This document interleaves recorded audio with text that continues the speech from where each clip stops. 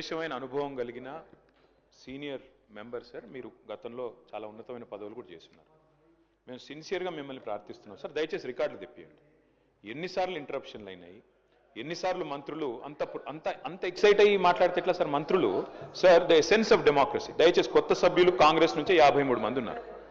The essence of democracy, the beauty of discussion in assembly sir is discussion, debate, dissent. Sir opposition అనేది మాకు we will have our say, the government will have its way. That is the essence of democracy. దయచేసి నేను వారిని మిమ్మల్ని కూడా కోరేది sir, మంత్రులకి సంయమనం ఉండాలి, రిస్ట్రెయింట్ ఉండాల్సింది ట్రెజరీ బెంచెస్కి. అపోజిషన్ సహజంగానే మేము ప్రభుత్వం చేయని పనులు, ఇస్తానని చెప్పిన మాటలు, హామీలు మేము దయచేసి ప్రకాష్ రెడ్డి స్పీకర్ గారితో ఒకటే రిక్వెస్ట్, మంత్రులకి మీరు దయచేసి చెప్పండి.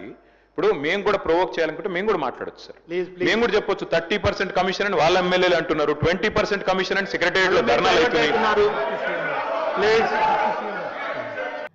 Right now challenge చేస్తా ఉన్నారు కేటీఆర్ ని. I have challenged KTR. Now you have to prove that what the statement what you made. Otherwise you have to say opposite to this house.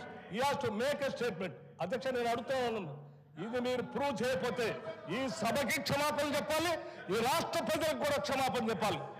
ఈ రకంగా మైక్ దొరికింది కదా అని అడ్డగోలుగా ప్రభుత్వం మీద బ్లాంకెట్ గా ఈ రకమైన స్టేట్మెంట్ ఇస్తే ఇట్ ఈస్ నాట్ కరెక్ట్. అధ్యక్ష, గౌరవ సభ్యుడు దీని మీద తిరిగి సమాధానం చెప్పాలి, క్షమాపణ కూడా చెప్పాలి. అధ్యక్ష, మాట్లాడే ముందు ఒక బాధ్యత ఉండాలి, నిబద్ధత ఉండాలి. గౌరవ సభ్యులు మాట్లాడేటప్పుడు ఒక స్టేట్మెంట్ చేసేటప్పుడు ఒళ్ళు దగ్గర పెట్టుకొని మనం మాట్లాడేది కరెక్టా కాదా, ఇది మనం ఏం చేస్తున్నాము నిబద్ధతతో మాట్లాడాలి.